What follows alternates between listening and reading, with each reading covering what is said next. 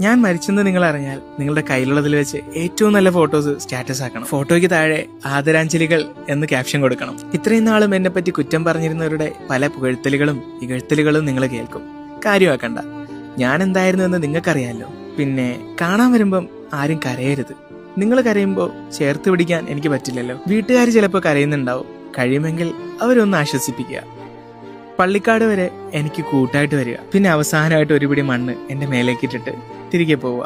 എന്നാലും ചിലരുണ്ടല്ലോ, ഞാൻ മരിച്ചതറിയാതെ പുതിയ പോസ്റ്റുകൾക്ക് വേണ്ടിയിട്ട് എന്റെ സ്റ്റോറികൾ കാണാനായിട്ട് കാത്തിരിക്കും. പതിയെ അവരും മറക്കും. എല്ലാം കുറഞ്ഞ് പേജ് നിശ്ചലവുമാകും. 24 മണിക്കൂറിന് ശേഷം നിങ്ങളുടെ സ്റ്റാറ്റസുകളിൽ നിന്ന് ഞാൻ മാഞ്ഞു പോകും. ഗ്രൂപ്പുകളെല്ലാം ആദരാഞ്ജലികൾ കൊണ്ട് നിറയും.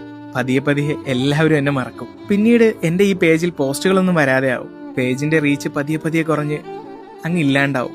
പുതിയ പോസ്റ്റൊന്നും വരാതെ ആകുമ്പോൾ പലരും അൺഫോളോ ചെയ്തും പോവും. വീട്ടുകാര് 7-ാം ദിവസവും 41-ാം ദിവസവും പ്രാർത്ഥനകൾ നടത്തും. പതിയെ അവരും മറക്കും. പിന്നെ ആണ്ടിലൊരിക്കൽ മാത്രം ഒരു മിസ് യു ക്യാപ്ഷനിൽ ഞാൻ വരും, പോവും. പിന്നെ അതും ഇല്ലാതാവും. ദേ, ഞാനും നീയും ഒക്കെ മരിച്ചുപോയാൽ ഇത്രയൊക്കെ ഉള്ളൂ.